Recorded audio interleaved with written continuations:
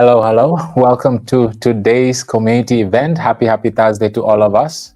We are very happy to have you today on our live YouTube stream today. I hope you and yours are doing fantastic. I hope your week has been going great so far. As always, we're always very thrilled, excited to have you all participating in these community events with us. And very happy and delighted to have you all here with us today. As you see, today's topic is about crypto community. This is something that we always talk about, and we always emphasize the importance of communities and all of that. Today, we're really just going to build a parallel and really highlight in more details to really clarify why we always say that there is a major gap between a solid community and a sustainable and efficient platform. That is something that is still missing in our industry. And if you can marry the two together, you can really have a solid, informed, educated community with an efficient and sustainable platform. Now you have a force to be reckoned with. And today's session, like the topic gave it away, we are really going to just dive deep into the importance of a community, look at why it's so important for us as human race, how it's in our DNA to want to belong to a community. And then also we're going to dive deep and understand the reason why it's important, and the reason why we're lacking these two components combined: a solid community that is thriving, active, involved, informed and educated, and then you pair them with a platform that is efficient, sustainable, and is solving the four major challenges within the industry. So with that said, community, I want to once more welcome all of us today. As always, we are always very thrilled, like I say, to have you all here today. And thank you for your comments that I see. We won't go through them at the beginning, as usual. We'll go through them at the end. Once we are done with today's session, we'll follow through and come back full circle, and then go through every single comment that you community placed. And like the title gave it away, there's a lot to discuss today that we want to cover very beginning, so that we don't waste any time. But I don't want to kickstart this session without informing you that the tweets are out. Let's ensure that as we are going through this session today, ensure that we engage with the tweets. Bullrun, Killer Whale, and Survivor, they're all out already. So let's ensure that we put the word out, we bring awareness to our industry and our ecosystem as well, as we always aim to inform, educate, and inspire. And this is why we do these weekly events, to ensure that we bring information and education to our ecosystem, and also talk about the entire industry as a whole, to have a better understanding that will give us the confidence to make rational decisions on our own, without using or being rather too emotional as we do so. With that said, community, let's get to today's topic. Can't wait to discuss this with you, to go through it with you. And then, like I said, we'll come full circle back to the comments, and then we'll go through every single comment. Ensure that if you have any feedbacks, any questions that you have, put them on there, and we'll go through them at the end. With that said, let me share my screen here so that we can get right to it.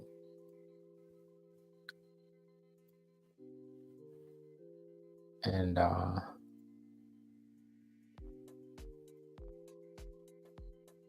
yes, all right. As always, we like to start with the market. We are literally down 3.4%. And we see how especially Bitcoin has been really going down. We are at 59,000 right now, as you can see here. We're experiencing a lot of volatility, and this just reflects, like we said, fear and greed index.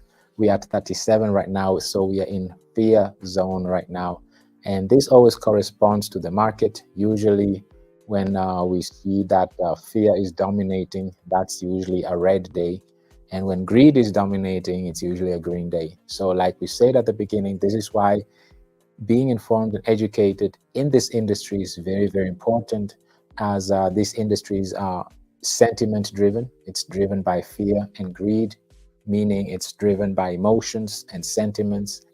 So the more informed and educated we are, the more empowered we are to make rational decisions on our own.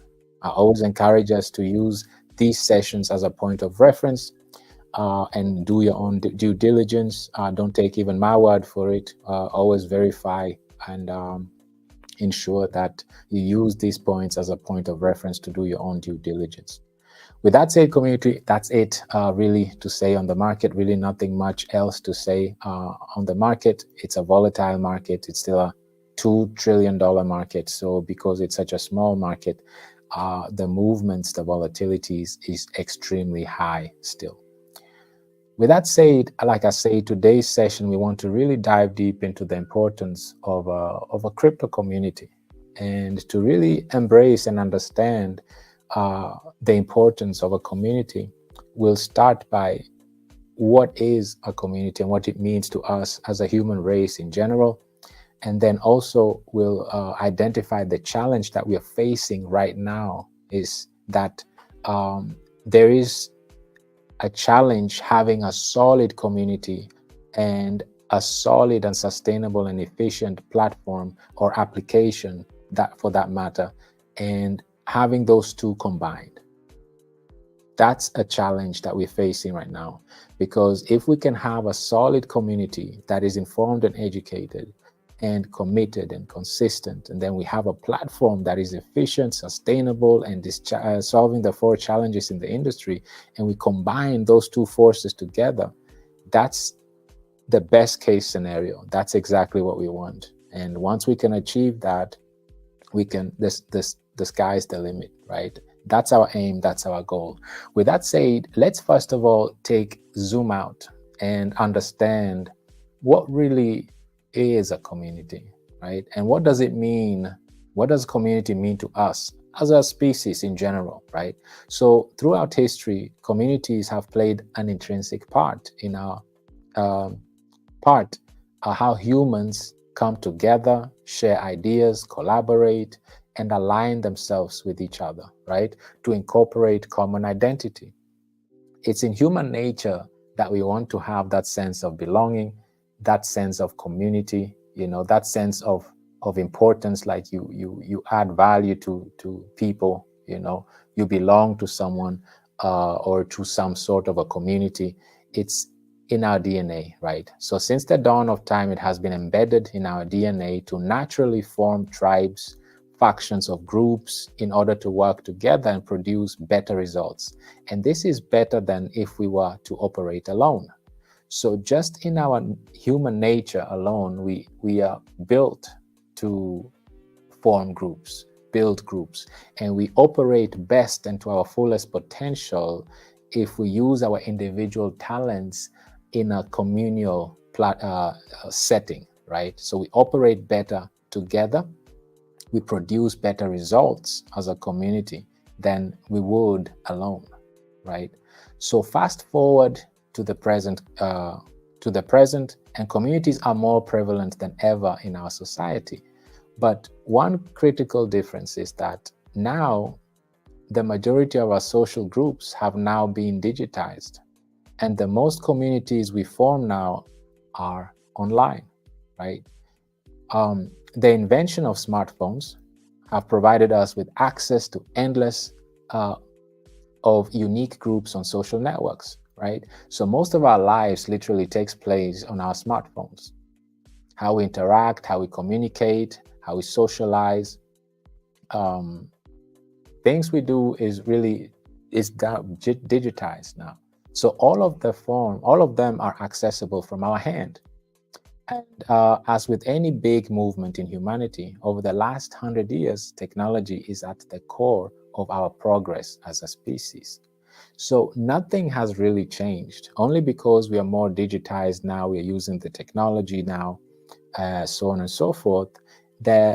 the longing for belonging is still here, right? Nothing really changed. We still have that hunger to belong in some sort of a group, of a community, and we want to contribute, feel that we are adding value to something. We have a purpose, we have a common goal, a common drive, and this is what makes this crypto industry so special. Like we always say, it's not just an asset class, but it's a technology, and it also happens to be the fastest growing technology. It's actually outpacing the internet adaptation, simply because the infrastructures are already set, right?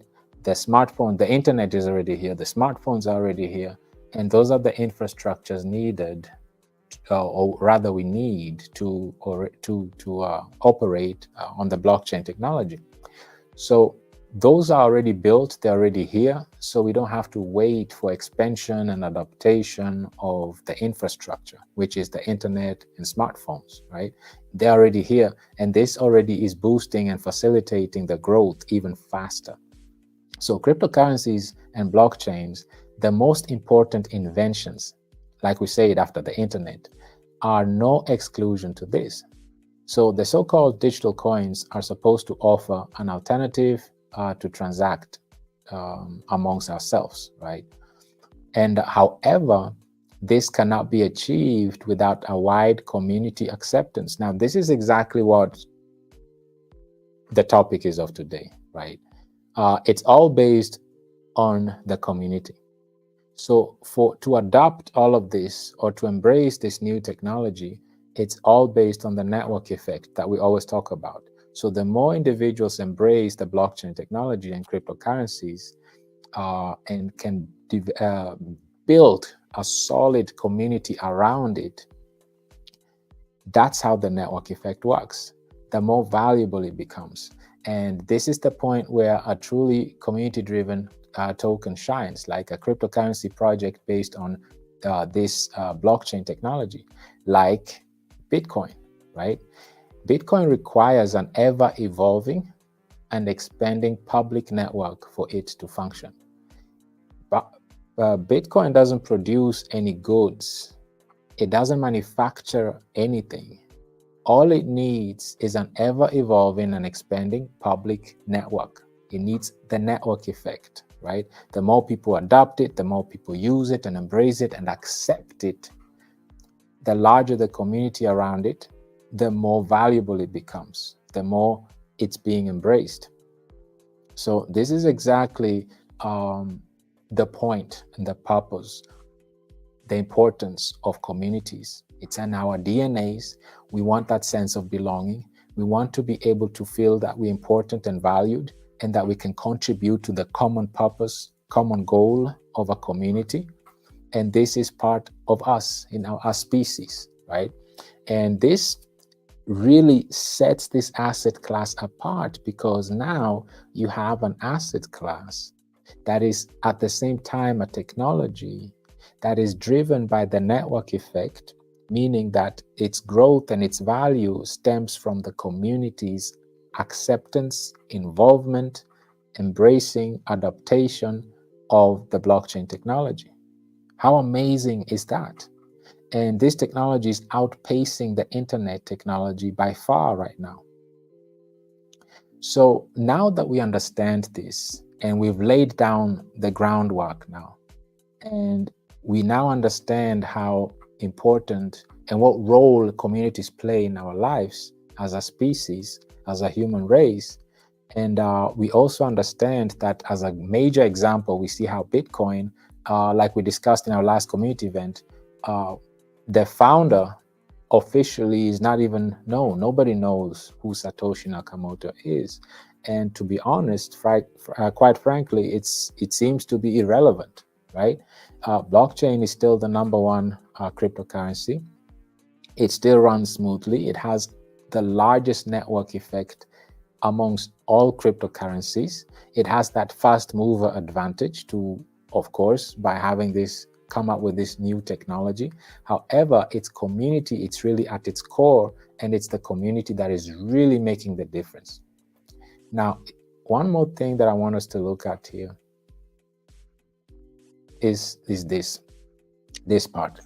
How the community should be the one driving the project. And this is exactly what sets the Bitcoin ecosystem apart from any other community. And it's really the best example of what network effect looks like, right? So it's the aim of every community token, community project, community ecosystem is that it's driven by the community. And everybody's chipping in, adding value with their own skills and talents as they can. And we do that. And the beautiful thing about our community, even though we are such a small community and still a young community, we've been growing organically so well. And this is something that we can take pride in. This is something that we can really be proud of ourselves. Without paid influences, any manipulations or anything such as that. Everything has been organic, based on our drive, on our ambition, on our consistency. Even right now, 50 people are showing up consistently, listening in, tuning in, participating in these community events. And we want to grow. We want to be informed and educated so that we can make rational decisions in this otherwise emotional and with sentiment driven industry, right?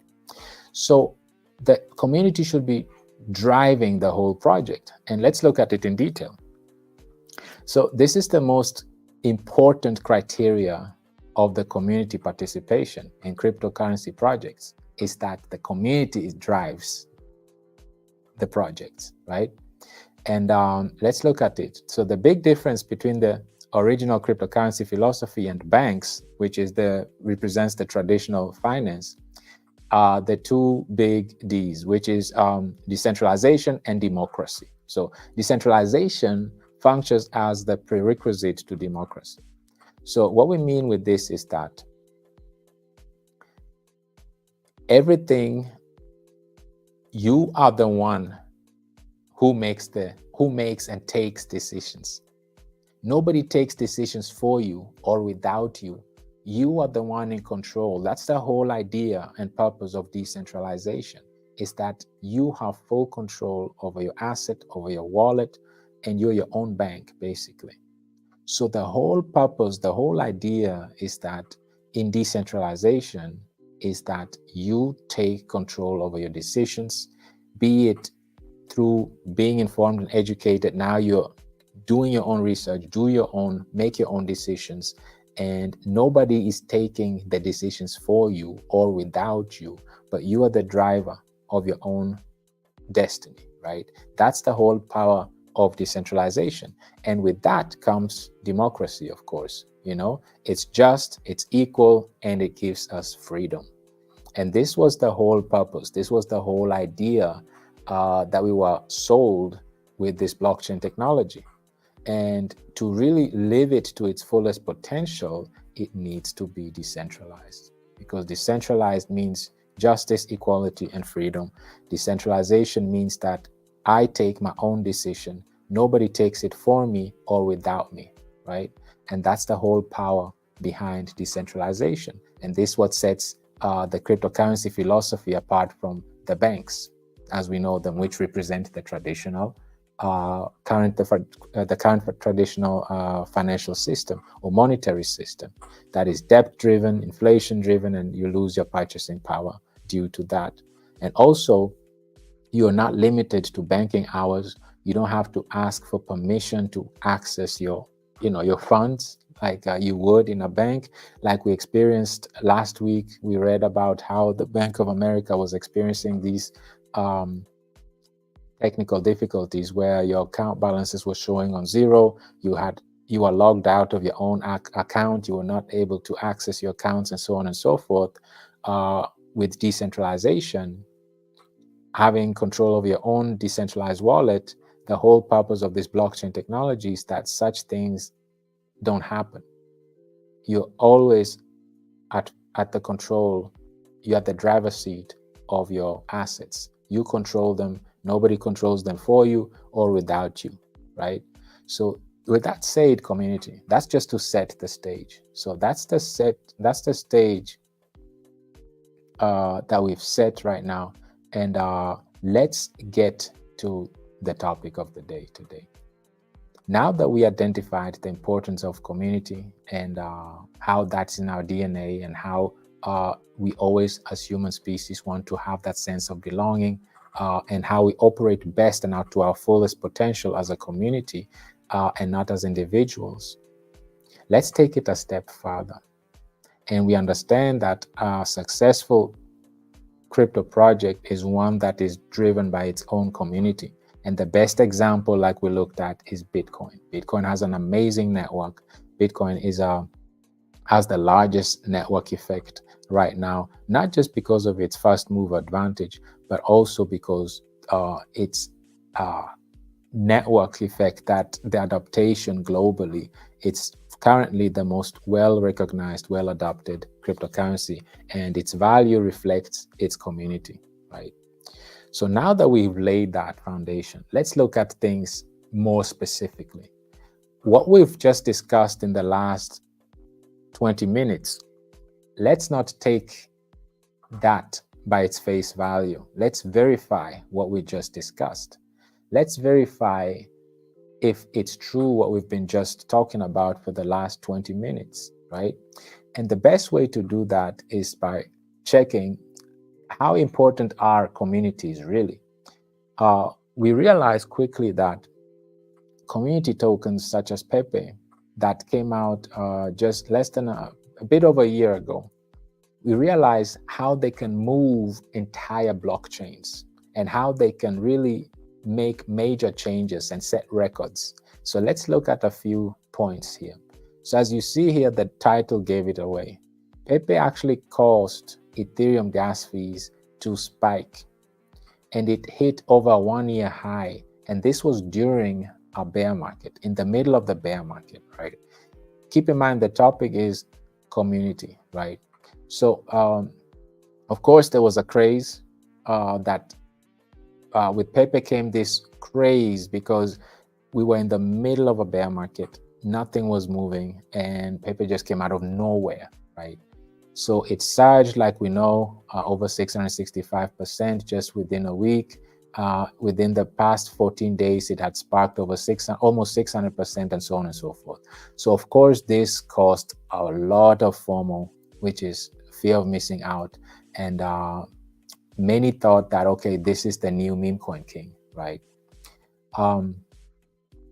However, what we need to understand here also is that the demand for Pepe, of course, caused Ethereum gas fee to just spike, and it hit all-time high, a 1-year all-time high, which was last hit by in 2021 during the highest bull market.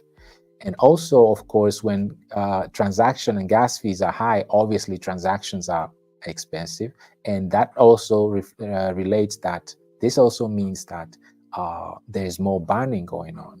So this is exactly what happened also. So due to the higher gas prices, over 9,000 ETH were burned just within 24 hours. That's insane. And we're about to look at some numbers just to put it into perspective to understand how much this is, because within one day, 24 hours, over 9,000 ETH were burned. But if we look at today, let's look at today, the last 24 hours, just to understand. So if you look at the last 24 hours, because of a community token, over 9,000 tokens were banned, right? But now, if you look at it now, right now, within the last 24 hours, which is one day, actually, there was an increase, 858 ETH. So ETH currently, of course, Ethereum is right now, it's inflationary. But just to put it in perspective for us to understand what was happening. So while in the last 24 hours, over 800, almost 860 ETH were added, which makes it inflationary, because of a community token, within 24 hours, over 9,000 ETH were actually banned. So it was deflationary immediately. And this made Ethereum reach that 1-year high, like we said, right? As far as gas fees and as far as burning. So in 2021, of course, Ethereum underwent a hard fork, like we know, and it was banning some of its transaction fees. So this is, of course, made for the first time, made Ethereum to be deflationary. This was major, and this was led by a community token. So imagine a community token, let's look at some numbers here, was hitting, what is it? It was hitting 150 million in volume. It was hitting like 150 million in volume just within 24 hours. And it was outpacing Bitcoin, wrapped Bitcoin and USDT stablecoin levels, right? This is impressive. So why are we showing this? Is to identify the challenge that we're facing. Considering all these numbers and all of this that happened, nonetheless, Pepe's rise, although meteoric, might be fueled by FOMO, right? Because it's a meme coin. So meme coin, it's led by FOMO, and in hopes of making a quick buck. And the project does not have a lot of use cases, nor does it have a lot of liquidity. So those two things go hand in hand. Let's start with the first one. FOMO, we are in an emotional industry, right? This industry is led by fear and greed. So fear of missing out is causing people to do irrational things, right? So this FOMO in this industry is fuel, because fear of missing out is real. And because it's a very sentiment-driven, emotional industry, FOMO always kicks in once some green candles come, with the hopes of making a quick buck, right? However, the project does not have a lot of use cases, nor does it have liquidity. Why is it so important for a project to have use case? Incentives, right? Why you need to give your community a purpose, or you have to incentivize them, and they have to have a reason why to hold your token. Why should they hold your token if there is no use case? And because of this, we're going to look at two different cryptocurrencies. We're starting with a meme coin, and then we're going to look at one with use cases. So this is a meme coin. Obviously, meme coins don't have any use cases. However, one common denominator and it's a challenge for most of cryptocurrencies, they don't have liquidity. This is why one of the challenges is that there is no liquidity, right? Lack of liquidity. So now we're looking at two things: use cases and not enough liquidity. No use cases, no liquidity. So this is based on meme coins. So this is not fair. We shouldn't compare with just meme coins alone. Let's look at a cryptocurrency that actually has use cases, right? Keep in mind, what's the message for today? What are we trying to verify? We're trying to verify that communities are very important to us as a species. We need a sense of belonging, and communities drive cryptocurrencies. They drive it so much so that it affects an entire blockchain, like we looked at in the case of Pepe. We looked at Ethereum, how it affects the gas prices. It caused the burnings to hit record highs, and it made Ethereum deflationary. Just one community token caused that, right?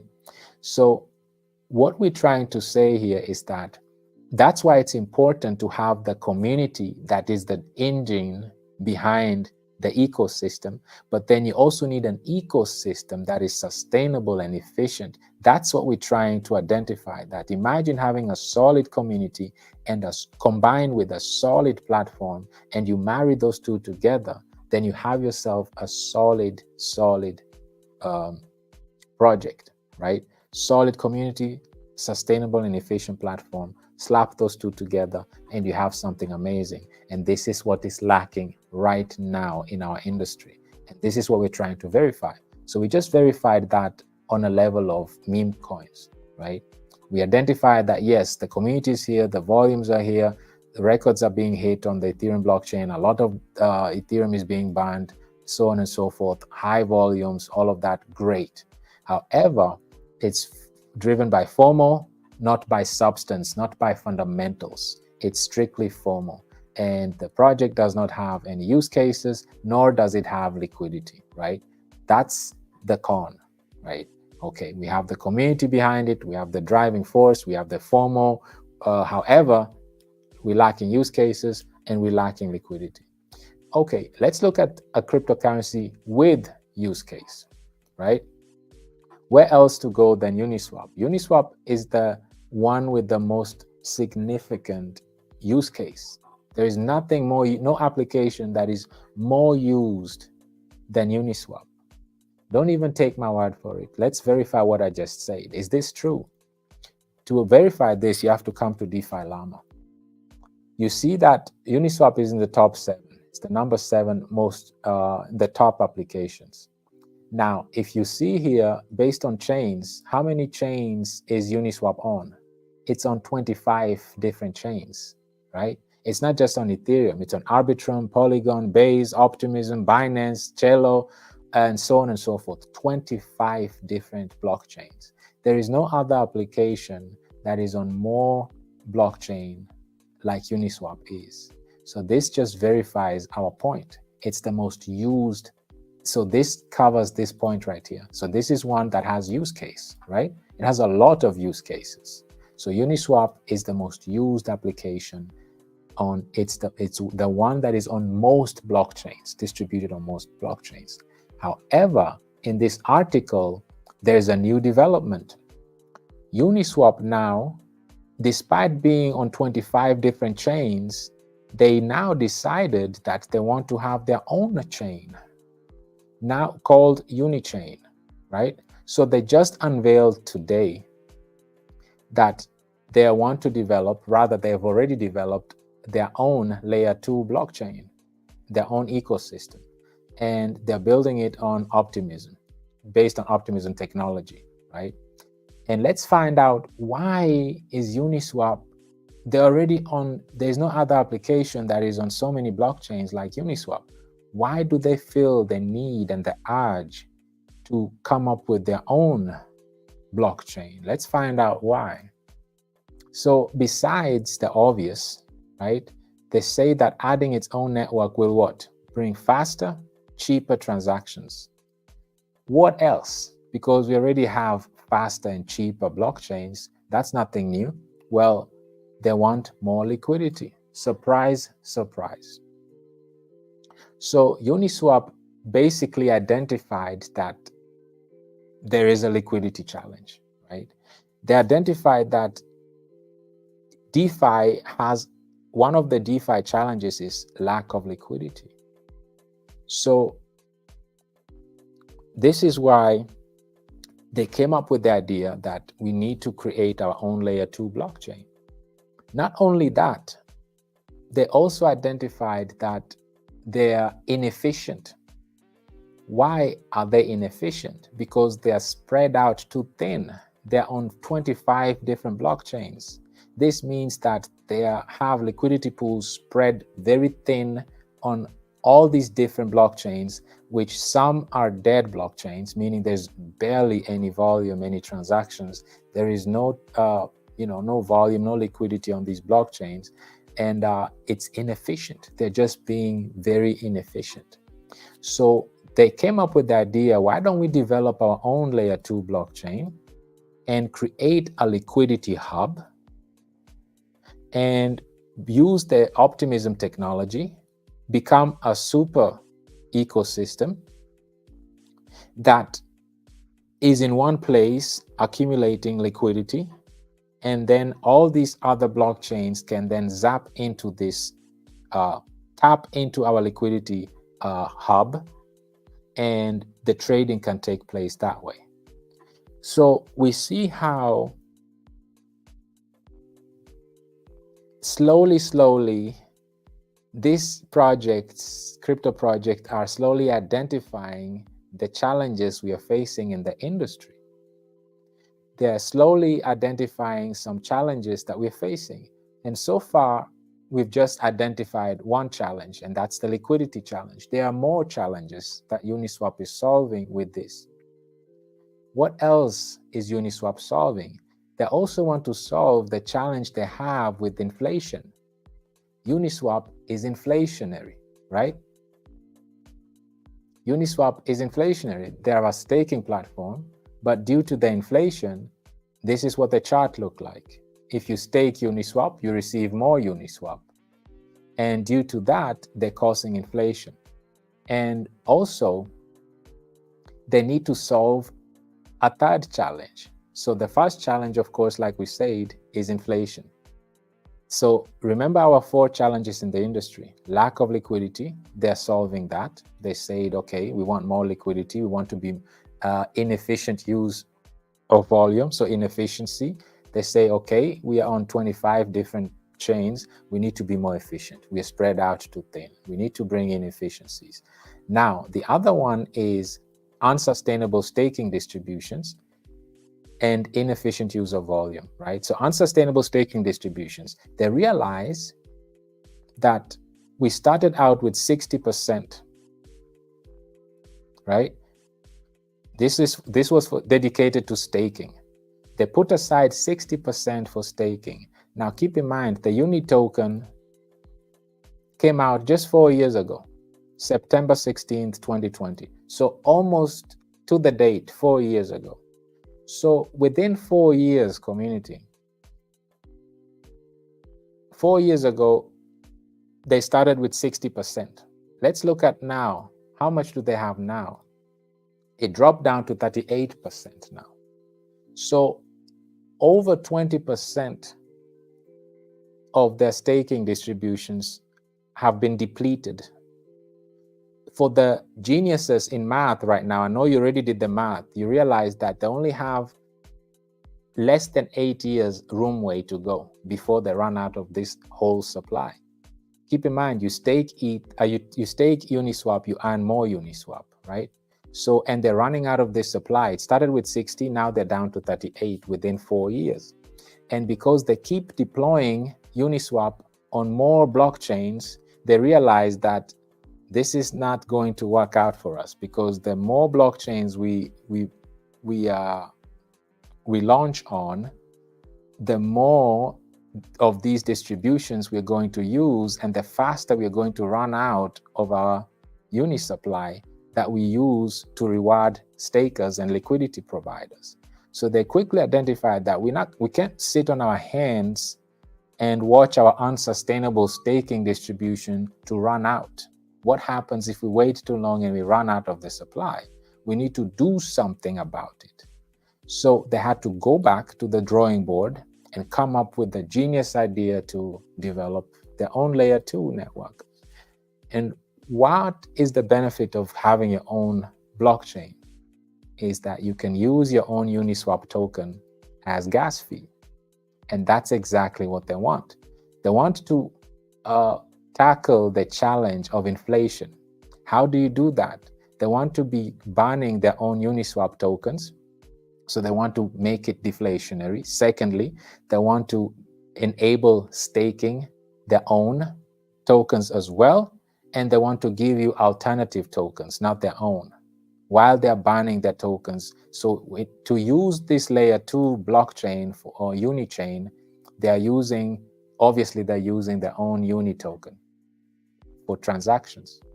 So with that said, community, you see, this is why we always say, if you don't think things through at the beginning and do things the right way from the very beginning, from the first day, you will quickly realize that you'll have to eventually, you'll hit a crossroad where you'll have to come back and solve the challenge. And now you have to go and start building new blockchains or adding more things to make sure that you're efficient, you're sustainable, you solve the 4 challenges, which is lack of liquidity, inflation, unsustainable staking distributions, and inefficient use of volume. This is what Uniswap is doing. They're tackling the liquidity challenge, they're tackling the inflation challenge, and the unsustainable staking distribution challenge as well. And also they're tackling the fourth challenge, which is inefficient use of their volume. And to tackle that, they need a whole blockchain on their own so that they can use their volume efficiently. And also, because they are spread too thin in 25 different chains, they have to be more efficient. And how can they do that? They have to create their own chain, make it a liquidity hub where everybody else can just come and tap into that liquidity pool that they have.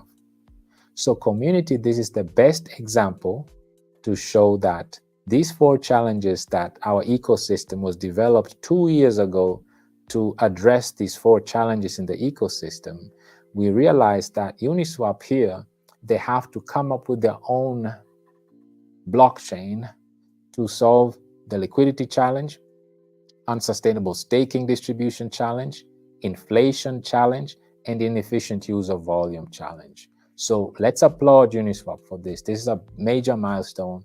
And since they've been around for over 4 years, they identified that we have to make some changes. We have to make some adjustments for us to remain efficient and sustainable. We don't want to run out of the supply. We already burnt over 20,000 of them within 4 years. If we continue like this, spreading thin and keep deploying on new blockchains, we'll run out of the supply before we even get anything going. We can barely last 2 more bull runs with this, So they had to come and develop something quickly, address these challenges ASAP. So why did we choose Uniswap? It's because we keep in mind today's topic is the importance of communities, right? So we looked at a meme coin in the form of Pepe. It's creating FOMO, right? And it's helping Ethereum to ban a lot of tokens, become deflationary. However, everything is just based and fueled by FOMO. There is no substance, there is no fundamentals, there is no use cases, there is no liquidity. So we had to look at a Uniswap because Uniswap has a bunch of use cases and it's on 25 different blockchains. It's the most used application. So we have to look at both sides. We can't be one-sided. We had to look at a meme coin and then we look at the most used application on the blockchain to just make our point. So what's our point in all of this? One point we want to make here is that let's look at the supply. Let's look at the holders as far as let's look at holders as far as for Uniswap. Let's look at on Etherscan. How many holders that Uniswap have? So 382,000. So let's call it 383, right? 383,000. Why are we showing you this? Is to identify that, yes, Uniswap is a utility token. It has a lot of use cases. It's spread on 25 different blockchains. However, they're inefficient, unsustainable. They have an unsustainable staking platform and distributions, and they're using their volume inefficiently. They're solving that now. Today, they announced that they're coming out with their own blockchain. So even though they are a utility token, they are not attracting large community. Why is that the case? Because like we said, they are inflationary. They don't have a sustainable staking distributions, and they're not efficient because they're spread so thin. And if you're not incentivizing the community, you don't get that much traction because even though you have a utility, you have use cases, but your community is not buying into your vision, your mission, right? It's not appealing to them. So this just shows you that even though you might have the most amazing use cases, if you don't have the community behind it, it's a waste of time. Why do you have all these use cases and you have no community behind it? This is the reason why they had to make some adjustments, right? And they'll have to come up with a network, not only that will be faster and cheaper, but one that has a liquidity hub and solves the liquidity challenge.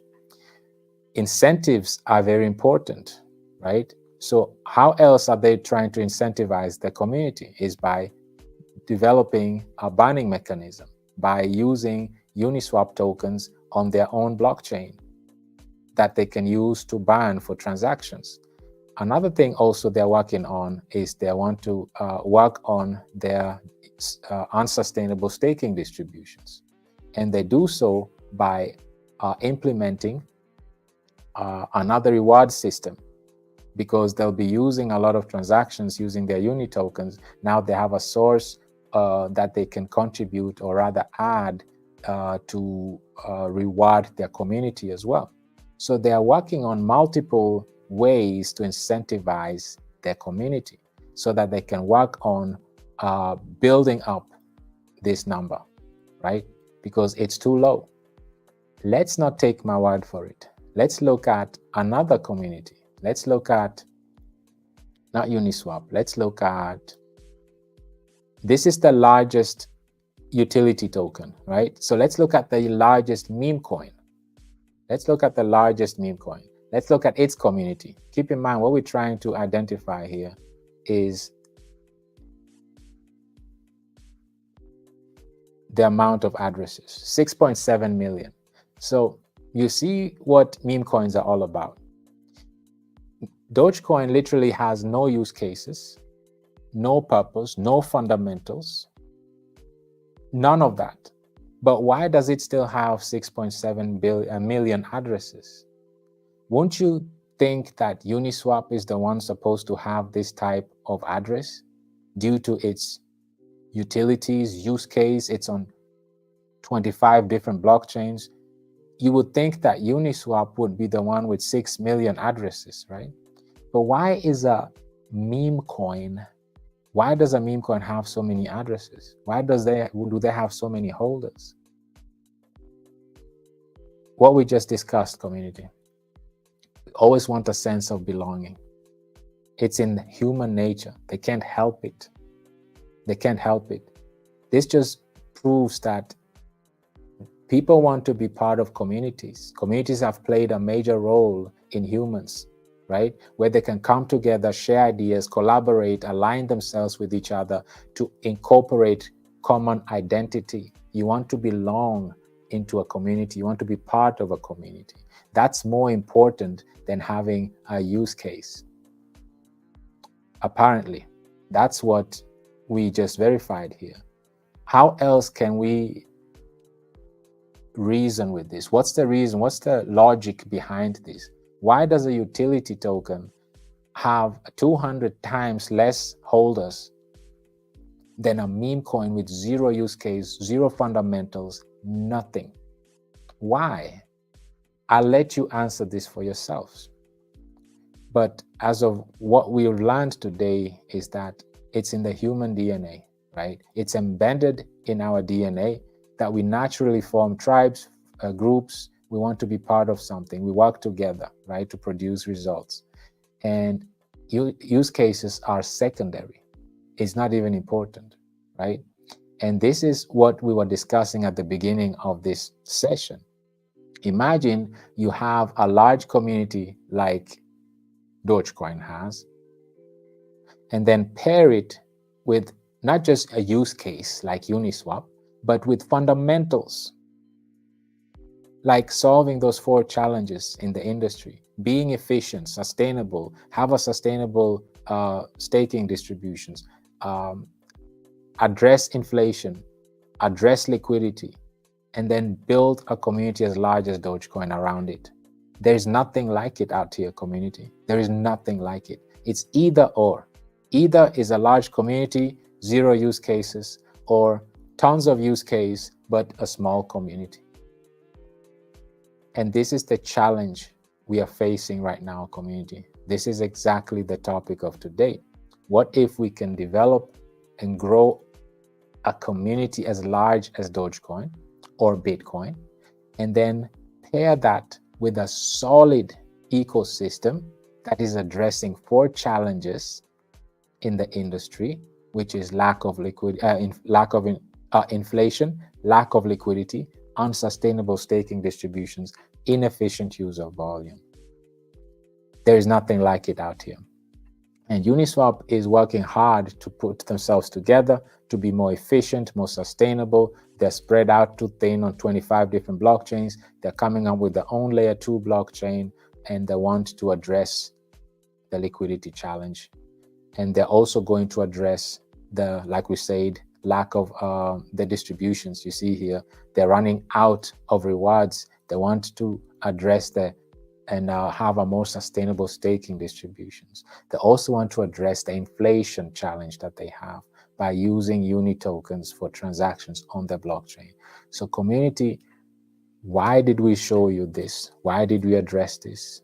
Is to identify that if you can marry community and a solid, efficient, sustainable platform, put them together, and now you have something that this industry has not seen yet before.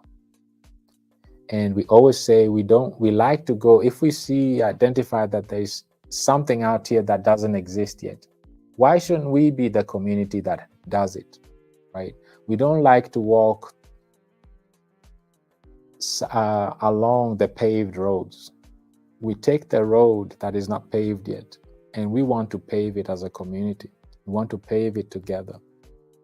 Keep in mind, we started from scratch, and everything we do it not just organically, but we do it as a unit, as a community. Everybody's chipping in their part as we grow and develop this community, as we build on the momentum of building this global decentralized community, taking advantage of this network effect that we've learned how by seeing and watching and observing Bitcoin, for example, doing it for us ahead of us. It took Bitcoin only 12 years, keep in mind, to hit that 1 trillion market cap. And it took Microsoft 44 years. So this just shows you the impact. And this is Bitcoin. So this means that there is potential for other blockchains, other cryptocurrencies to achieve that milestone even faster. How can that be? If you can marry the two together, have the community behind an amazing, efficient, sustainable platform that is addressing these 4 challenges, it can be done, right? It can be done. So it's in the hands of the community, like we said. It's the community to do it. It's up to us. It's not a one-man show. It's not a one-woman show. It's community should be the one driving the entire project. This is the only way to do it. And decentralization is the key. What does that mean to us? It means we are taking decisions for ourselves. Nobody's taking decisions for us or without us. That's the purpose of decentralization community. So now that we've paved and set the foundation in the last 40 minutes now, or 50 minutes, let's bring this topic home. Keep in mind, today's topic is community, the importance of community, the value of community, and how communities drive ecosystems, blockchains. In case of Pepe, we saw how they rolled up, they caused Ethereum to start banning tokens and become deflationary. However, because it's a meme coin, it's based on FOMO, right? FOMO are temporarily. FOMOs are unsustainable. And also, we identified how meme coins don't have any use cases, nor do they have liquidity. So in contrast, we compared the most used application, which is Uniswap. They're, like we identified, they're on 25 different blockchains. But however, this makes them inefficient and they're running out of distributions. They started with 60%, like we saw here, right? In this blue part, this 60%. Now, within 4 years, they're already down to 38%. And as they keep being adopted on various blockchains, they quickly realize that we are in roughly 7 years or even before, we are going to run out. So we need to come up with a new concept and create efficiency in our distributions.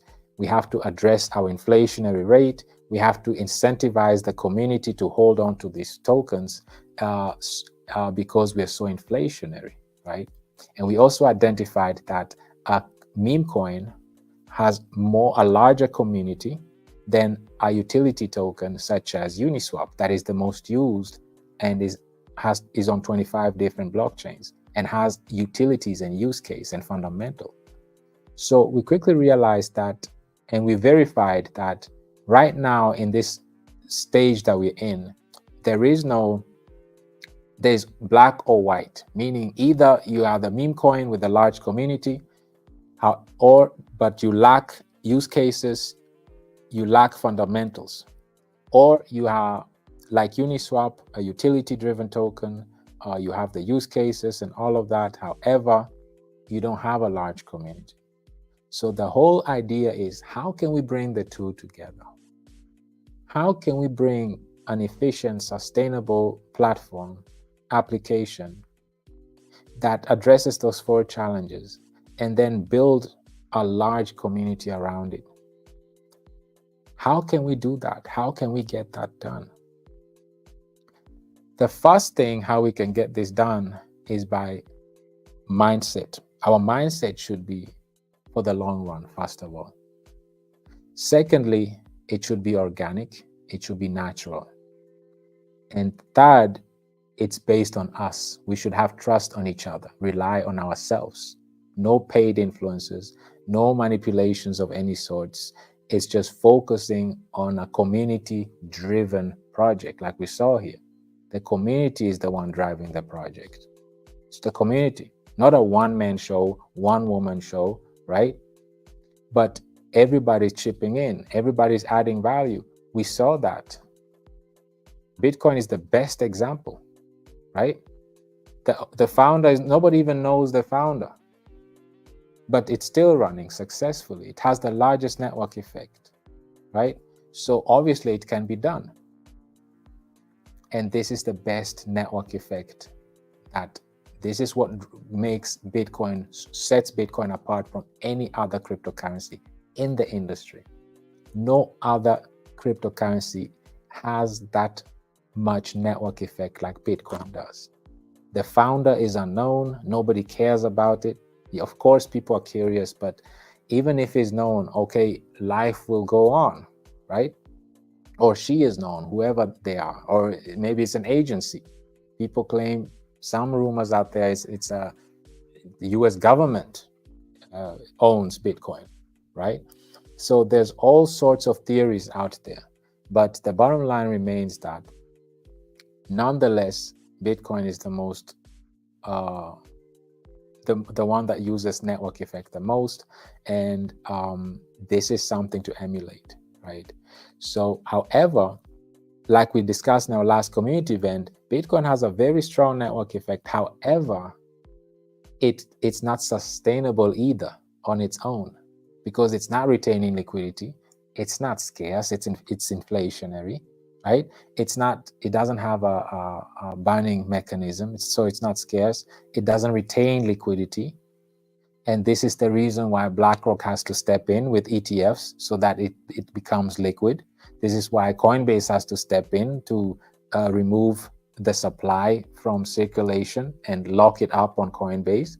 And this is why JP Morgan has to step in and coordinate the liquidity. And BlackRock is selling these paper versions of Bitcoin to institutions, nations, and wealthy individuals. And this is why they can introduce options contracts and start giving around paper versions of Bitcoin that they don't even have in backing, right? So community, why are we discussing all of this? Why are we pointing this out? Is to identify that we have a solution with the Bullrun ecosystem.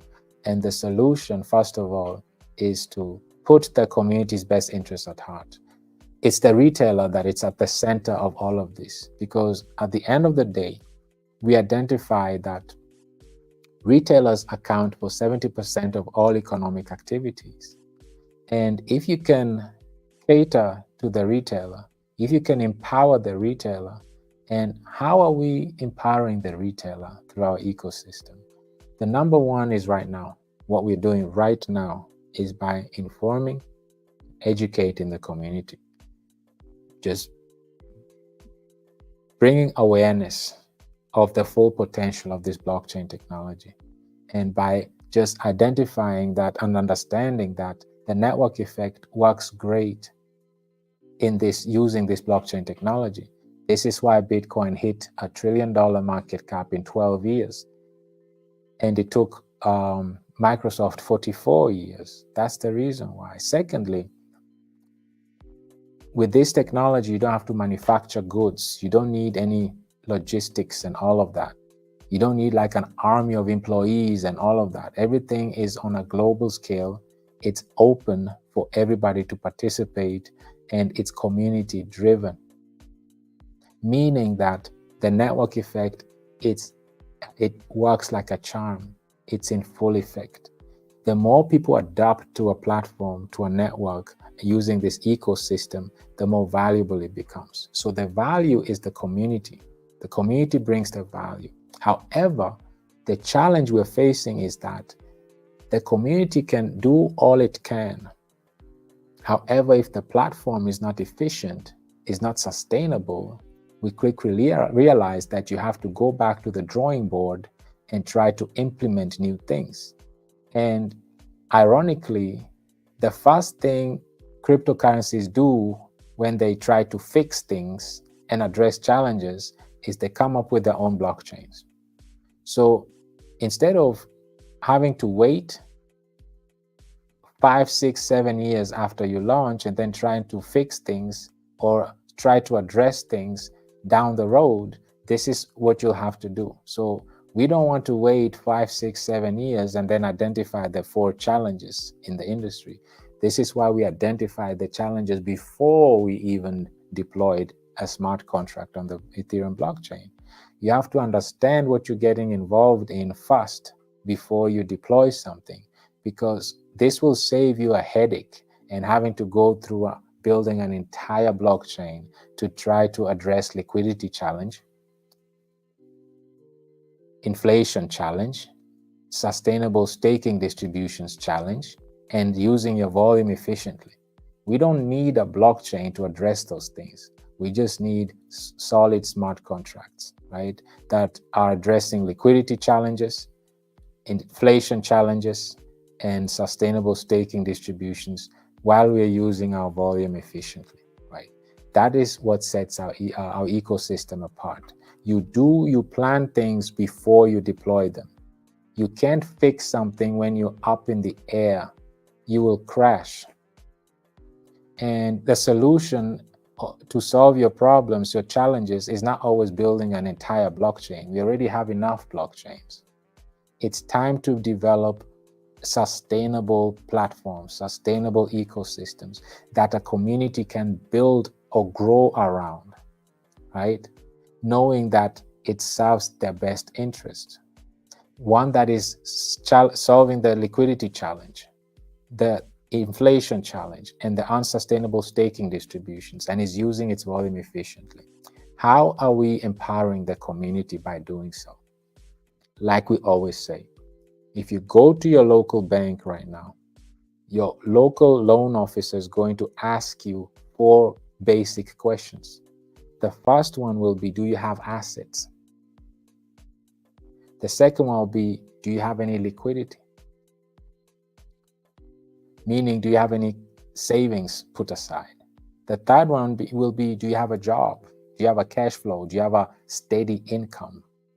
And the last question that will either give you a seat at the table or you'll be sent out of the bank is, how much debt you have? Do you have existing debts? If so, how much, right? And this is how we are empowering our community, because unlike the current monetary system that is debt-driven, inflationary, and you lose your purchasing power, our ecosystem is using the blockchain technology to its fullest. Not just by having 3 different smart contracts. The token contract here, you can verify it's audited. And we have the staking contract, the token staking, and the NFT staking. So those are the 3 smart contracts we have. And these smart contracts are addressing the 4 challenges in the industry. Again, lack of liquidity, and this is what Uniswap is trying to solve. Unsustainable staking distributions, they're running out, so they have to come up with an entire blockchain to try to solve it. Inflation, in order to implement banning, they have to come up with the blockchain so that they can use their own token for banning to use, right? So they have to come up with elaborate blockchains to address these 4 challenges. We don't need a blockchain to do that because we did it from the very start. We can use the Ethereum's sustainability and Ethereum's security, and we don't have to build our own blockchain and go through all that hustle. In hindsight, 7 years later, after we launched, we realized that, oh, there are these 4 challenges we didn't think of. We need to address them, right? And it's not just Uniswap, obviously. It's the entire industry. We can start from the top, going all the way down. They're all facing the same challenges. Bitcoin on its own is not liquid. They're not retaining any liquidity. This is why they're taken over by Wall Street, by ETFs right now. Without ETFs, Bitcoin is illiquid. People don't trade on centralized exchanges.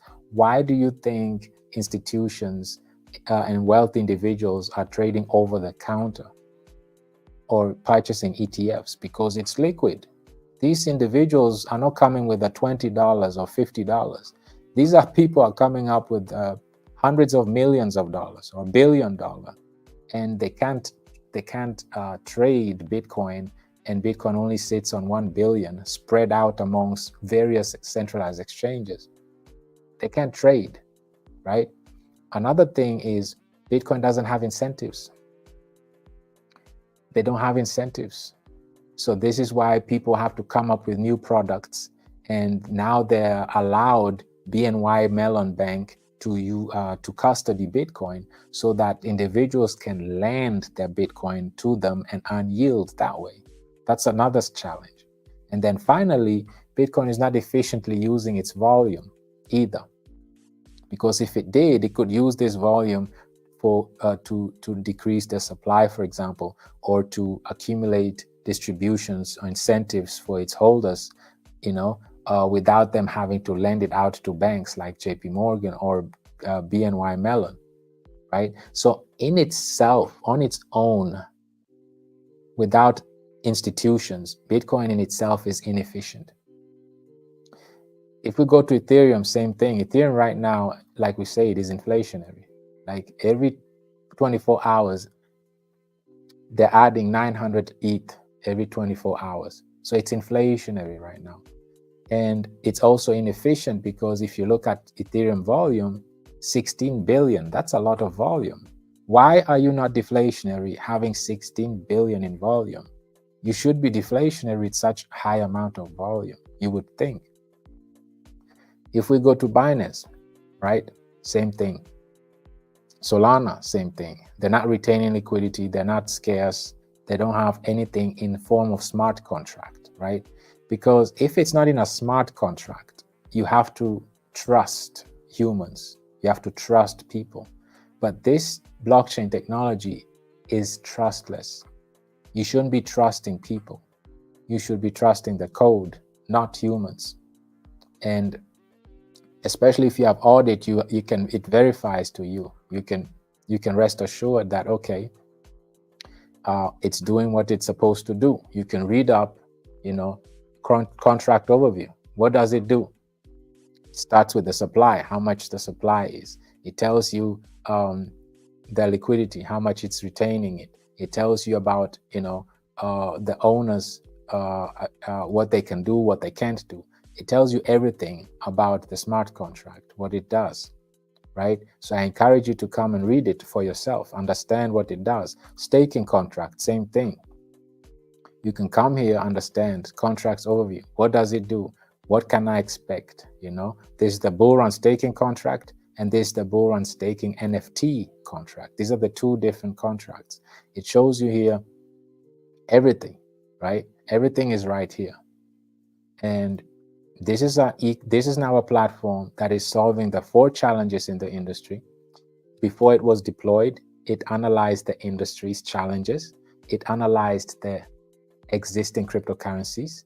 It received the pros, the strengths of these individual top 5 cryptocurrencies, and it addressed the challenges that these 5 cryptocurrencies have as well. It put everything together, deployed the smart contract after auditing it, of course, like we saw, and then addressed the liquidity challenge, the inflation challenge, unsustainable staking distributions, and inefficient volume, right? And we did this 2 years ago from the very start when we launched our token. And we implemented multiple mechanisms in this place, like the 10% put aside for staking and buyback, and staking and buyback. Excuse me. We implemented the boosters, the NFTs, for to generate revenue for liquidity. This is very, very important as well to remain sustainable. And then, of course, the community can also do the same thing by using the bulldozer effect, right? So community, this is the message for today. We have a platform that is catered to the community. Now, all we need to do is build a community around it. And this community is informed and educated. And they use these community events as a point of reference. Don't take my word for it.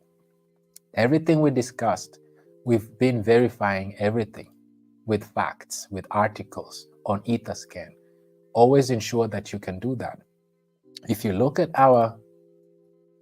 if we come to Etherscan, you quickly realize that we started with 1 million in supply. This is not just us talking. It's 1 million in supply, right?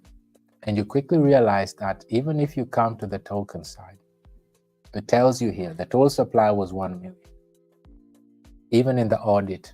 But if you come to Etherscan, you quickly realize that we no longer have 1 million in supply. We're at 966,000 tokens right now. So this tells you that, okay, we verified the fact that they're really solving the inflation challenge. The supply really is shrinking.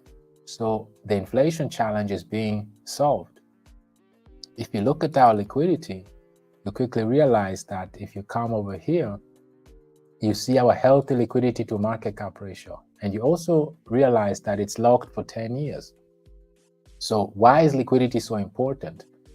Ask Uniswap. They'll tell you how important it is.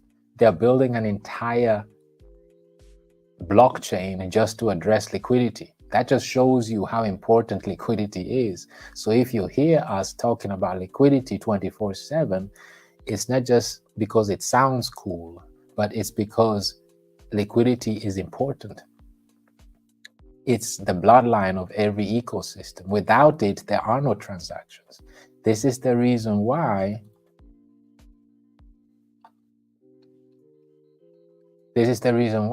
you see here, we can even go to BlackRock. What business are they in? What are they into? They're into liquidity, right? So the sooner you understand that you have to be into the liquidity business, meaning that you have to have a hub where a liquidity hub. And with liquidity, you can now generate more volume. And if you use your volume efficiently, the more liquidity you have, the more volume you have, meaning that you'll even accumulate more liquidity. You'll be even more scarce and accumulate even more USDC to incentivize your your community, your stakers, right? Why is staking so important? Staking not only incentivizes the community members who decide to stake, because you have to incentivize those who bring security and stability to your platform. If you check on Etherscan, besides the decreasing supply, you'll realize that we are the 3rd most staked cryptocurrency in the entire industry. We are closing in on 75 of the total supply is staked. We're at 74.8 right now. This is impressive.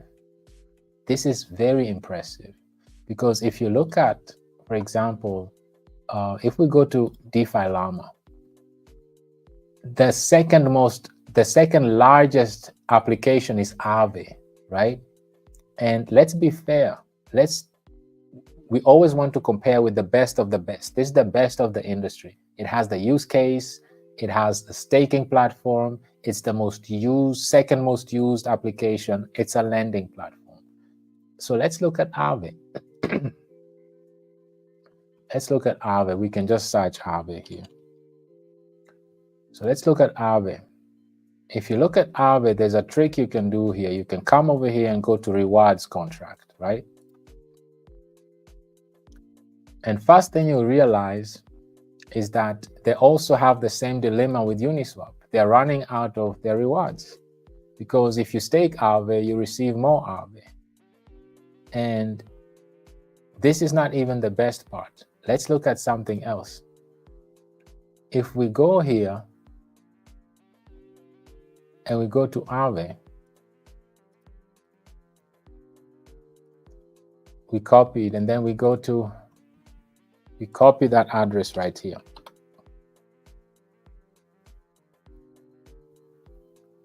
So, and then we go to, you quickly realize that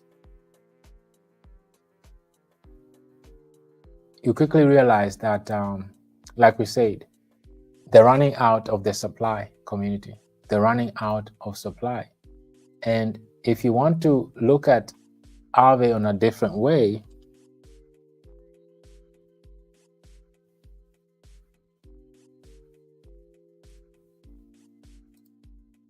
you come here, you go to holders, and this is staked Aave, right? This is their smart contract. How much is the staked percentage? 18.7. How come the second largest cryptocurrency with amazing utility that is on 13 different blockchains, why do they only have 18% staked? Can somebody explain this to me? Why do they only have 18% staked? 18.7%. Can somebody make sense out of this? This is because if you look at Aave, you realize the challenge they're facing. They have an unsustainable staking distributions. They haven't solved inflation challenge. They're not retaining liquidity, and they're not using their volume efficiently. And this is exactly what Uniswap identified. And they're working on acquiring more liquidity. They're working on addressing they're depleting USDC staking distributions, right? And because they're coming up with their own blockchain, this means that they can use Uniswap, their own Uni token, to burn. So they're addressing inflation, they're addressing liquidity, they're addressing unsustainable staking distributions, they're addressing those 4 challenges. And then they're also using the volume. Finally, they can now use the volume efficiently. Having your own blockchain, you can now use your volume efficiently by burning your supply, having your tokens used efficiently, and they can use their staking platform to incentivize individuals who are staking to secure their network even more. So instead of focusing on Ethereum, they can focus on the Uni token now. So this is exactly the strategy, community. If you don't solve the challenges from day one, you'll have to end up building your own layer 2 blockchain just to address the same 4 challenges that you could have solved from day one, right? And why go through the hassle of another blockchain? We don't need more blockchains. We need more efficient, sustainable applications that put the community's best interest at heart. That's what we need. Not more blockchains, but more sustainable applications that empower, equip, and enable the community. Like we said, with this ecosystem now, do you have an asset? Remember those 4 questions. Do you have an asset? Yes. You have a commodity. You have a BRL token. Do you have liquidity? Of course, it's retaining liquidity in 4 different ways: through the smart contract, through the staking and buybacks, through the NFT boosters revenue, and through the bulldozer effect, with everybody doing it on their own. Are you deflationary? We are more than deflationary. We're actually scarce. How do you prove that? Well, we started with 1 million. Now we are down to 966, right? Are you scarce? Yes, we're scarce. Do you have liquidity? Yes, we're retaining it. Oh, that's an interesting token. No wonder why people are staking it, because people understand that this is a scarce token and it's using its volume efficiently, meaning that it keeps retaining. With every trade, it becomes scarcer, it retains more liquidity, and it keeps accumulating more USDC distributions efficiently and sustainably, meaning the more liquidity we have, the more volume, the even more liquidity, the scarcer, and the more USDC. Now you create that positive feedback loop. Before you know it, now you have a platform that is sustainable from day one, not 7 years after we launched. And we are forced to build a blockchain to address the 4 challenges. But we had this since 2 years. And secondly, you develop something that you implement smart contracts and use this blockchain technology to its fullest potential. And you put the community's best interests at heart. And that's not enough, like we always say. Now educate the community 4 times a week. Give them platforms on Twitter, on Facebook, on YouTube, on Telegram, on Zoom, and offer them the opportunity to learn how to open their own wallets, how to navigate trading on Uniswap, for example, how to transfer from centralized exchange to a DeFi wallet. Give them those platforms on a daily basis and educate them 4 times a week. And let them pick your brain by asking questions. That's how you do it, community. It takes a lot of effort, takes a lot of work, takes a lot of commitment, takes a lot of time to do all the research, to prepare all these sessions, but it is all worth it, because at the end of the day, we're doing it for the community. So if we say we put the community's best interests at heart, it's not just to sound cool, but we literally mean it and we actively doing it, right? So this is what's lacking, community.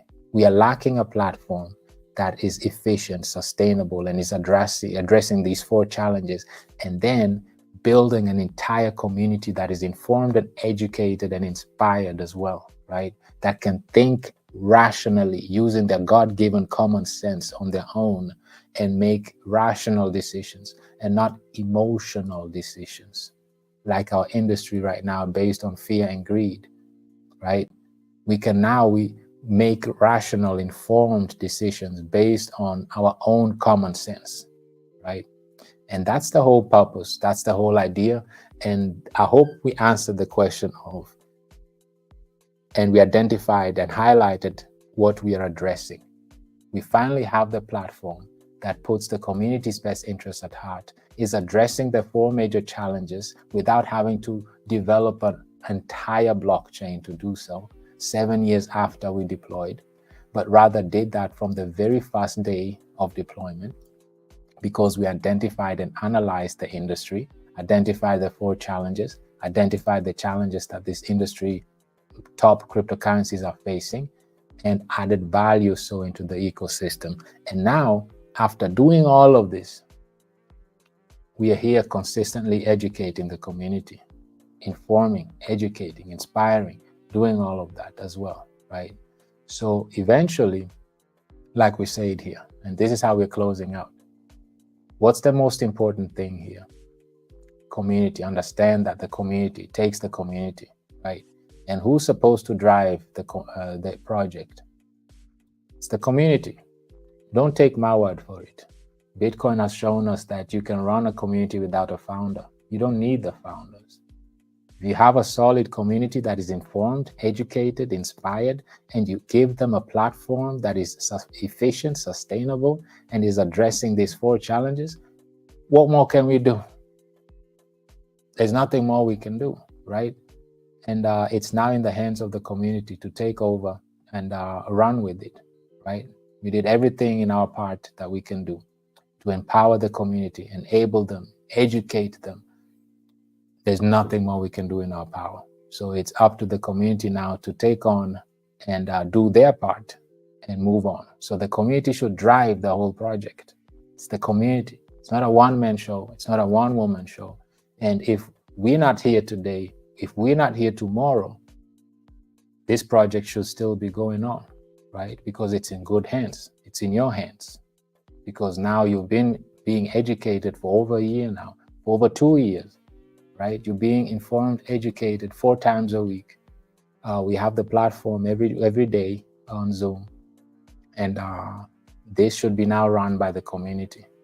Even if we're not around, the community should still be going on because you are fed, you're informed, and you're educated, right? This is it for today, community.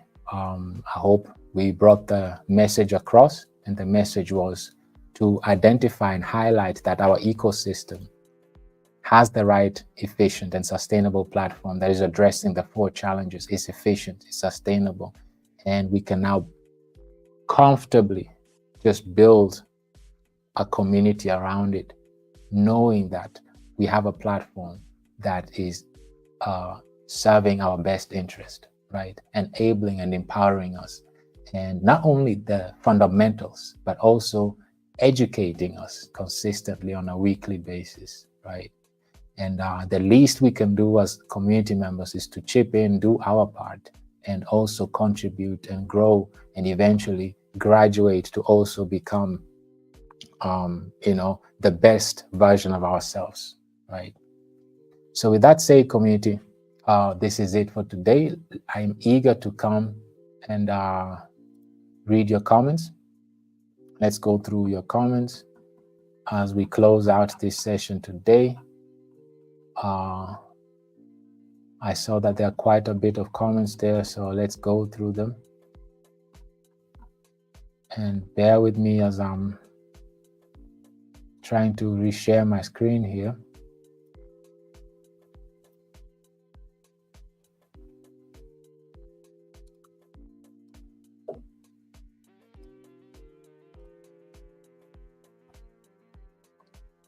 Let me refocus this. Perfect. All right, community. Let me come to your comments. Let me see here. Great Brother Thembi says, greetings, Brother Steve, Mama Wino, and the best community out there. Glad to be part of our crypto project that is not only about looking out for investors, but has a focus on education and community. Very well said, exactly. This is what it's all about. It's all about placing the community's best interests at heart, not just by talking about it, but literally leading by example, showing by example, showing up 4 times a week, being around daily, and offering a platform for the community for them to grow mentally, physically, emotionally, and growing this global community that we want to build. Having different people from all walks of life come together, share their experiences, grow together, be part of a community. And how beautiful does it feel to be able to say, we contributed, we added value to this through our own individual skills and talents, and we helped grow this community to where it is today, right? And that's the whole idea, community. There's nothing more beautiful than to be part of something so organic, so legit, so from the very, very start. And we are all part of it, and we all play a major part in it. So well said, Brother Thembi. Marcelo says, hello, Bullrun fam. Hello, Steve. Do you mind giving your insight on these nations' new revived interest in mining BTC? I think I know, but I would like your input. You know my opinion as to why. As of why nations are mining Bitcoin, this is just my humble opinion. Right now, Bitcoin has been taken over, literally. We can all agree on one thing. Bitcoin has been taken over by Wall Street, right? the largest holders of Bitcoin right now are still investors, like are still retailers. That's still the case. However, what's the point of retailers holding majority of the supply? However, exchanges only have $1 billion in liquidity across all centralized exchanges. There's only $1 billion in liquidity, 1.3 or 1.4 billion right now. What's the point? If a large majority owns the supply, however, they can't cash out because the centralized exchanges hold only $1 billion in liquidity, and a small majority holds all the liquidity because BlackRock alone has over 20 billion in liquidity. So 20 times more than all exchanges combined, centralized exchanges combined.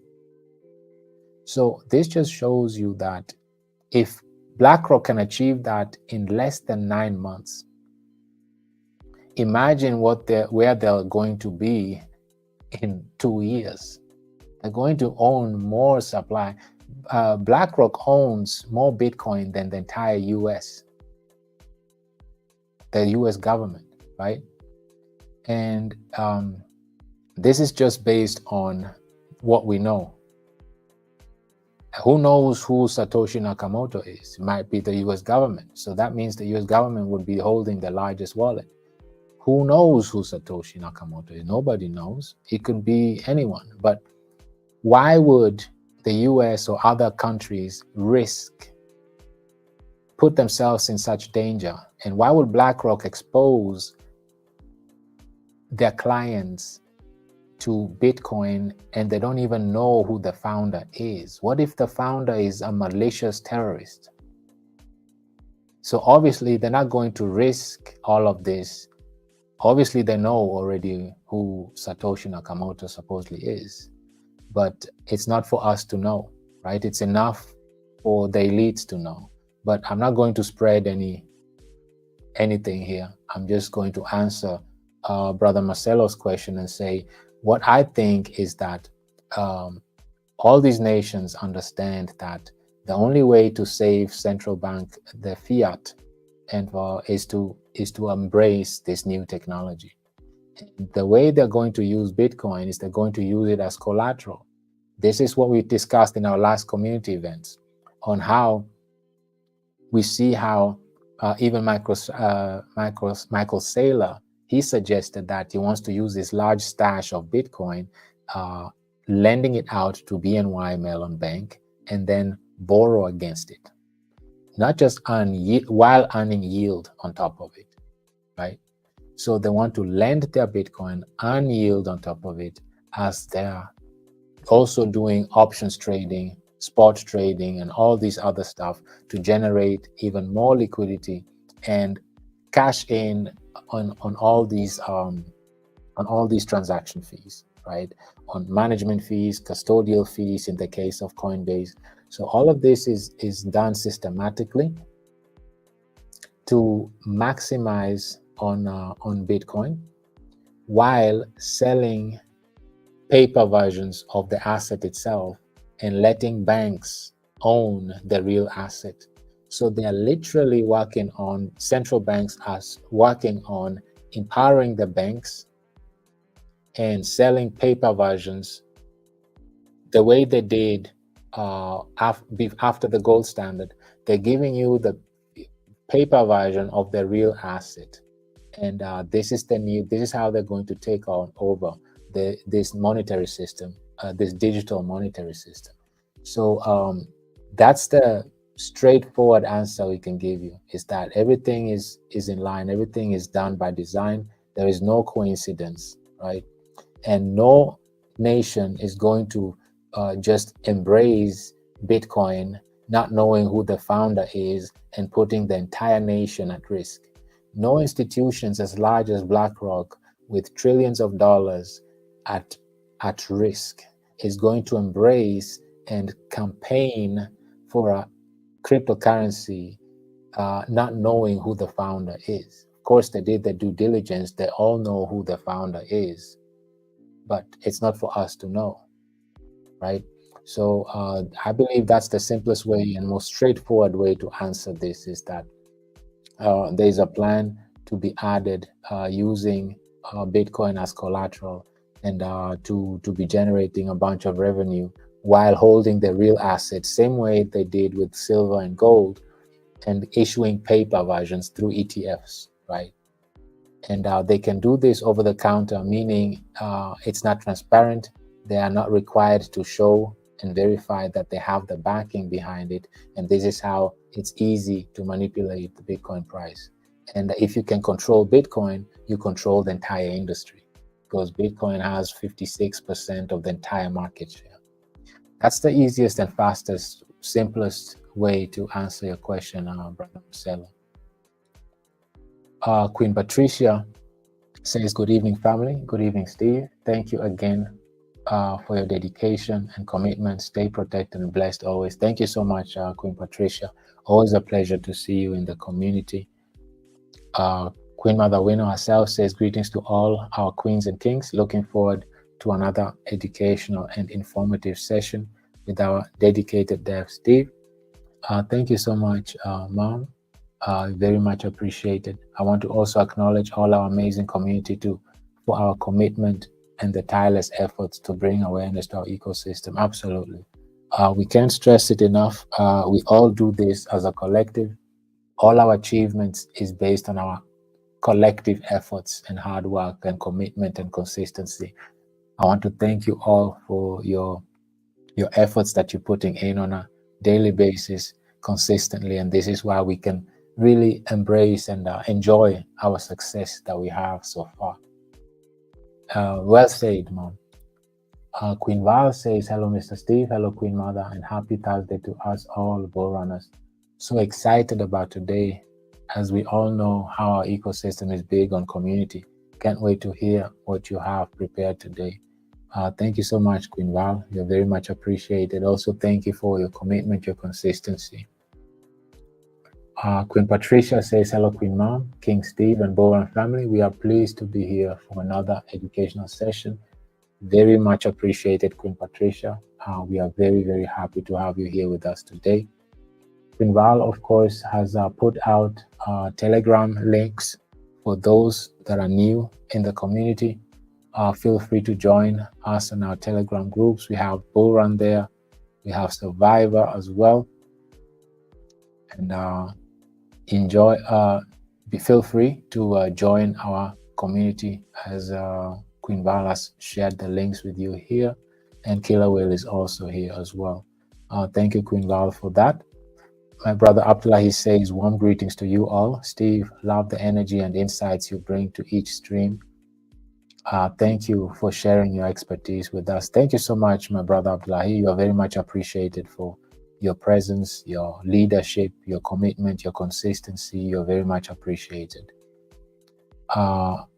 Queen Mel says, greetings, family, and Mr. Steve and Mom. Greetings to you too, Queen Mel. I hope you and yours are doing fantastic. Queen Grace says, greetings, Mr. Steve and Bullrun community. It's always an exciting moment for us to get educated from our own dev, Mr. Steve. Thanks, Steve, for your sacrifice to keep us knowledgeable. Thank you too, Queen Grace, for all your efforts, your commitment, all that you do. You're very, very much appreciated. Queen Resego also says, good evening, family, to you, Queen Mother, Mama Wino, and Brother Steve. So excited for today's session. We're in for a win. Thank you so much. It's always a pleasure seeing you here as well, Queen Resego. It's a pleasure having you here with us today. And thank you for your comment as well. We have Queen Tomeletso. Greetings to the Bullrun family. Greetings back to you as well, Queen. It's always a pleasure seeing you here with us. We see loving this project. Very insightful team. Queen Peace says, I don't know what this is. Mr. Brother Sabui says, great project. Queen P says, super excited.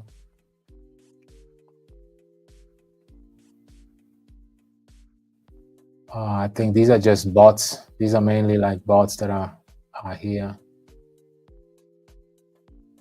My brother Eric says, greetings community. Mama Win and our crypto guru Steve, blessings to you. Lovely to again receive tons of knowledge in the crypto space. It's a pleasure having you here, brother Eric. It's always a pleasure to see you. Thank you very much for being part of this session today. Queen Marigi says, blessed day, kings and queens. Thanks for this opportunity, Mr. Steve and Queen Mom. It's a pleasure. It's a pleasure having you here with us. Queen Alice says, greetings, King Steve, Queen Mama, and community. Looking for great things ahead. Much love. Greetings back to you, Queen Alice. You are very much appreciated for your leadership, your consistency. It's a pleasure having you here with us. Queen Aloshi says, greetings, Bullrun family. Hope we are all geared towards a win. We are not shaken by the red. We are seeing all over. We are seeing all over because the education and informative sessions have given us strength to be patient. Well said, Queen Aloshi.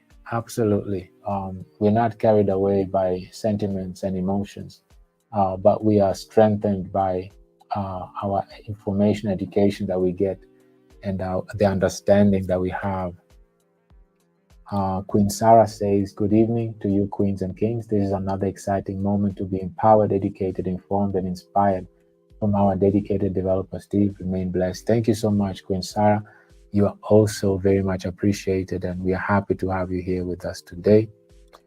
Queen Val says, let's hit the like button. Let's do so, as it will trigger the algorithm to reach to as many people as possible. And that's the whole purpose. That's the whole idea of this. Queen Debbie says, greetings community. Greetings, my brother Steve and Queen Mother Wino. I can't wait to learn more. You're very much appreciated, Queen Debbie. Always a pleasure seeing you in the community. Thank you for your commitment, your consistency as well. Queen D says, delighted to be part of this community. This is a God-given opportunity. It's a pleasure. It's such a pleasure to see you in the community. Thank you for your consistency as well.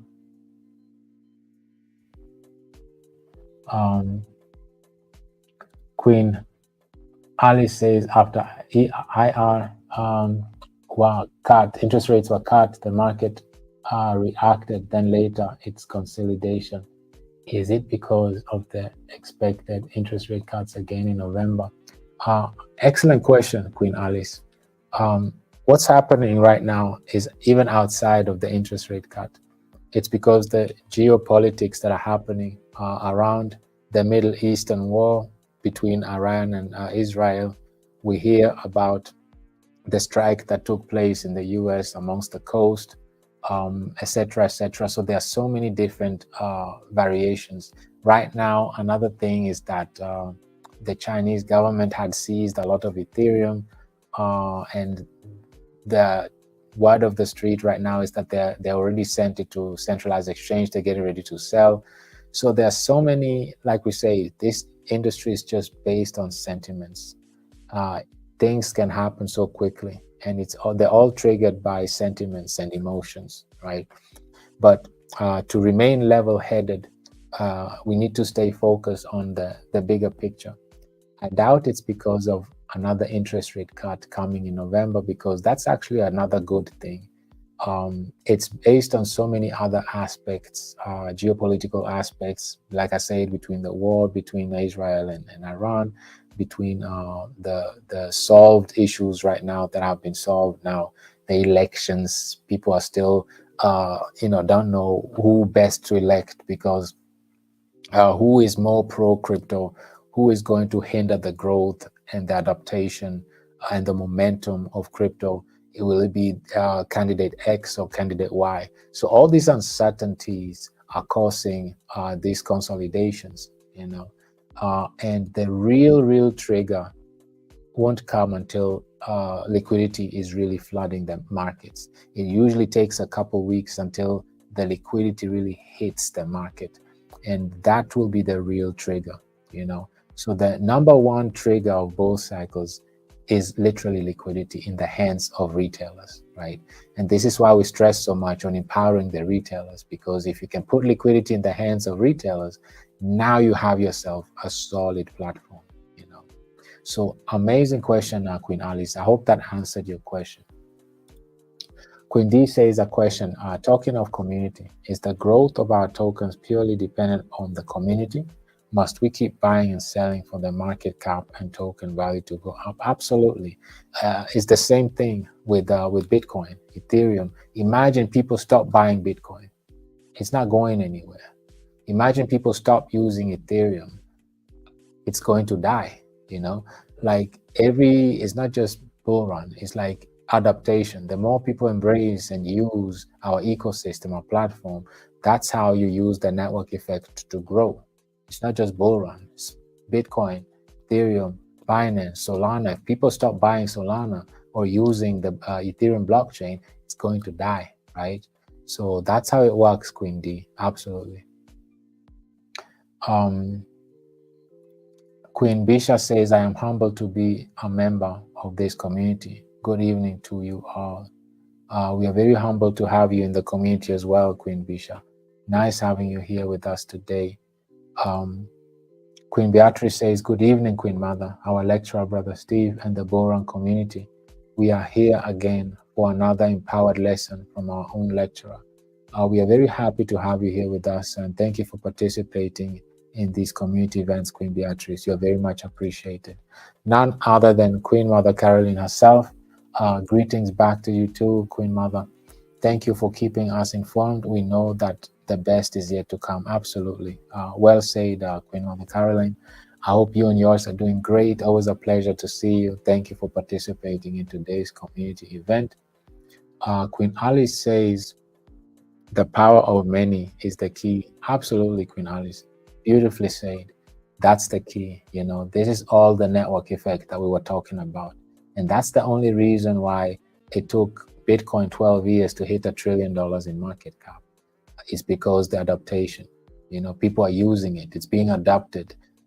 And that's how cryptocurrencies grow, through the network effect. It's a technology. The more people use it, obviously, the more growth it experiences, right? The more adaptation it gains, the larger it becomes. And that's how it works. So now is the power of is the key, literally. The power of many, power of network. Together, everyone achieves more. Absolutely. Beautifully said. You know, that's the definition of team indeed. Well said, Queen Alice. Queen Grace says, greetings. Thanks a lot, our Dev, for such a powerful topic. A great positive move by Uniswap. We are blessed. We are a blessed community in BRL ecosystem whereby all these challenges have been addressed. Well said, Queen Grace. And that's the beautiful thing about it. You want to have the solutions from the very start. You don't want to wait 6-7 years after launch and then start asking yourself, how can we solve these challenges? You know, and then having to come up with a whole blockchain to address them, you know, because there's no other way to do it. If you notice, every project or cryptocurrency, and I'm not going to name any names, that have been launched 4 or 5 years ago, and now they finally realized that, oh, there's some challenges here, and we need to address them. And the only way out is you have to come up with a blockchain now, because having your own blockchain will help you ban your tokens, will help you use your volume efficiently, and support your staking distributions, right, to be more sustainable, and also can assist, if you do it right, with liquidity as well. So that's well said, Queen Grace. That's well said. Brother Glenn says, I hope everyone is well. Thank you, Brother Steve, for always informing us and preparing us to make the best decisions to be ready for this upcoming bull run. Absolutely. 30 likes, 52. watching, let's hit that like button, everyone. Absolutely, let's do that to engage and to bring awareness to others. Uncle George, it's always a pleasure to see you in the community as well. He says, hi, Steve, Queen Aweno, and Bullrun fraternity. Thanks for another learning opportunity. We are making strides slowly but surely towards achieving the ultimate goal. Let's rally together for success. Beautifully said. Beautifully said. This is all we need to do, Uncle George. Just rally together, move on forward, slowly but surely, and doing it organically. And that's the key right here. You know, patience is key, and we're on the right track. We have the right platform. We have the right community. We are on the right blockchain. So everything goes for us, community.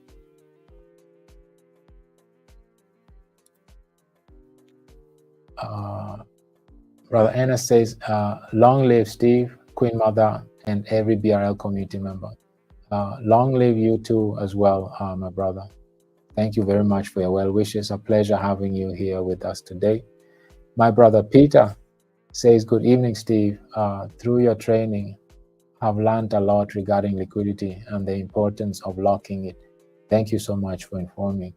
It's always a pleasure seeing you, my brother Peter. You're very much appreciated for your consistency, your leadership, always being participating in these community events. With this said, community, I appreciate all your efforts. I see my great brother Theo here as well. Greetings, my great brother Steve. Dearest great Queen Mama Wino and my BRL family. Prayers to the families in Florida. Thank you, great professor, for this session. It is exactly what I needed to hear. Absolutely. Let's think about of the ones that are living in Florida being hit right now with that harsh hurricane that just hit land yesterday, actually. And let's hope that they're safe and there'll be better weather out there in Florida. Well, Theo says, I believe Uniswap devs have been tuning into these live streams as well. Thanks again for all you do for our community and the entire crypto space as a whole. Well said, Brother Theo, and the rest of the community. I want to thank you all very, very much for your commitment. I want to thank you all for your consistency and for participating today. I see Queen Val also says, community, let's make sure to leave a comment after the live ends and hit the like button too. Thank you very much, Queen Val, for the reminder. This is very important because the more engagement we have, the longer the reach of this video will reach as many people as possible to bring awareness to our ecosystem. Beautifully said, Queen Val. Thank you for the reminder. I see Queen Wangechi is here as well, saying greetings, Bullrun family, to our Queen Mother, Brother Steve. Thank you for your dedication and passion for these teachings and empowering sessions. They have really made a great impact on this community. Thank you so much, Queen Wangechi. You're very much appreciated for your feedback. You are also very much appreciated for all the effort you put in, your consistency, along with all other queens. I see Queen Goleba also says, we thank you too, Mr. Steve. Thank you so much, Queen Goleba. You're very much appreciated for your energy, enthusiasm, your leadership. Thank you all, community, for your attendance. Thank you for your leaderships. You're showing up consistently. We can do this together, and we've been doing this for months and months, and we've been growing steadily, organically, and that's the name of the game, is that, well, we won't stop until we achieve above and beyond our wildest dreams, right?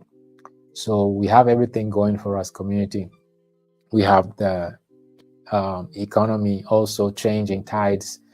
Next month, elections are taking place. Usually after the elections is really also when everything takes off. There's more clarity, and everybody is more aware of what we can expect for the next 4 years.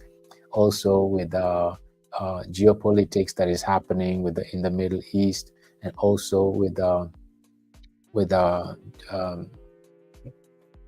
natural disasters that we are facing right now in the southern part of the US, and so many other aspects that we have to consider. But nonetheless, let's remain focused, let's remain vigilant, community. I want to wish us all a wonderful rest of the week. Thank you for participating today. We are so pleased to have you all here today. Everything is going great for us, community, and we can achieve everything we put our minds to. Let's remain focused. Don't take my word for it. Always use these sessions as a reference point. Do your own research. Verify even what I'm telling you. Ensure that we use our God-given common sense and remain rational, and use this information and education to make rational decisions based on our, based on ourselves, right? With that said, community, have a wonderful rest of your week. Stay focused, stay blessed, stay vigilant. Until we meet again, I want to wish you all a happy time, a great time. And I see Queen Lady also says here, good evening, BRL community. You are chosen by His grace. Thank you, Mr. Steve and Mama Wino, for driving us to a proud and educated nation in the crypto world. Stay blessed. Thank you so much, Queen Lady Mangay. You also very much appreciated. May you and yours also be blessed, and the entire community. Till we meet again, bye-bye, everyone. Have a wonderful, wonderful rest of your week. Thank you, everyone that took their time on this beautiful Thursday to be part of this session. Till we meet again, bye-bye, everyone.